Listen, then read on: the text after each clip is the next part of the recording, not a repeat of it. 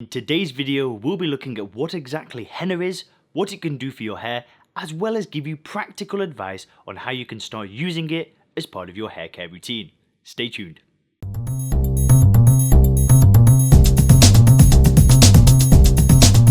Hey guys, Leon here from HairGuard.com, where people who are worried about their hair loss go to regrow their hair.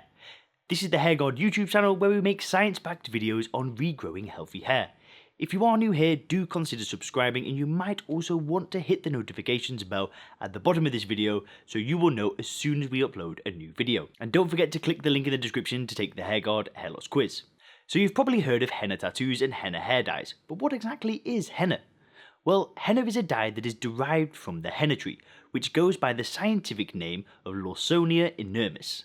Lawsonia is a small tree that grows up to 7 or 8 meters in height and is native to Africa, Asia and Australia. Now, henna has been used for cosmetic and medicinal purposes going back at least 9,000 years.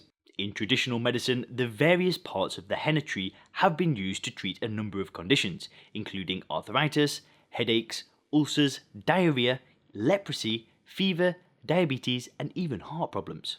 The dye in particular has been used for treating jaundice, skin diseases, venereal diseases and smallpox.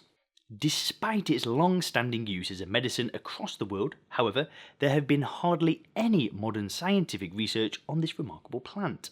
The limited research that has been done ties in well with henna's traditional folk uses, suggesting that it is indeed a remarkable plant with a wide range of beneficial biological properties. These include anti-diabetic activity, modulation of the immune system, protection of the liver, antioxidant effects, as well as anti-inflammatory, antimicrobial and antifungal activity. So how is henna used on the skin? Well, the henna dye is prepared from the dried, crushed leaves of the henna tree. These are made into a powder and then mixed with a liquid such as water or tea, though artificial chemicals can also be used to add stability and potency. The paste must be left to sit for a certain number of hours and can then be applied to the skin. Now, the longer the paste is left on the skin, the darker and longer lasting the stain. The dye from the henna plant attaches itself to the outer layer of the skin, so it actually stains it for a maximum of 4 weeks. Now guys, as you can see in these images, the colour of the henna stain on the skin ranges from orange to dark brown, depending on how long you leave it on for.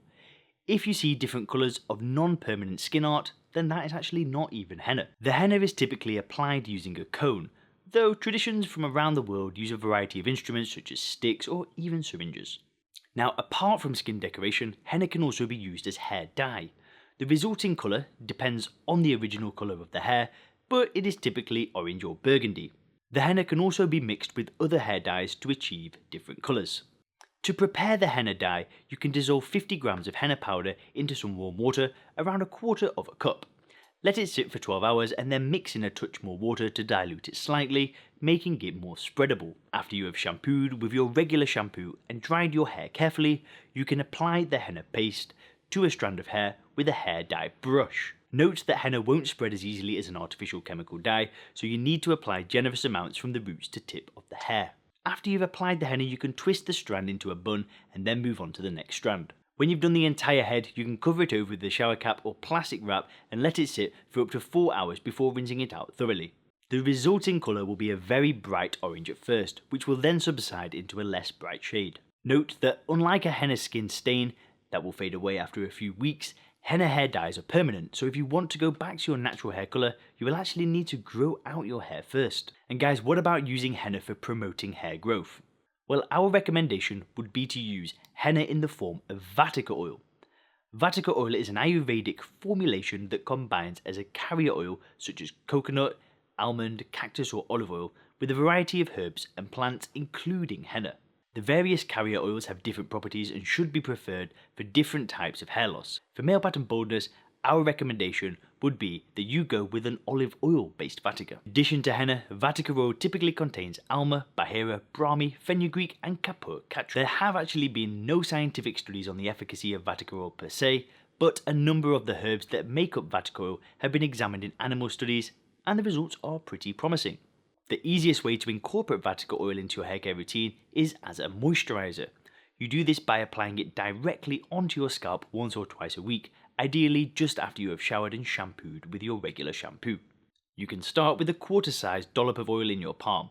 which you then massage into your scalp with your fingertips. Now, I have linked to an article on Vatiquinol oil that we recently published on HairGuard.com in the description below, so do check it out. The article goes in depth into what this oil is and the associated research, as well as giving practical advice on the use of this remarkable formulation. And guys, you can also click the videos on the screen now for more videos on hair loss.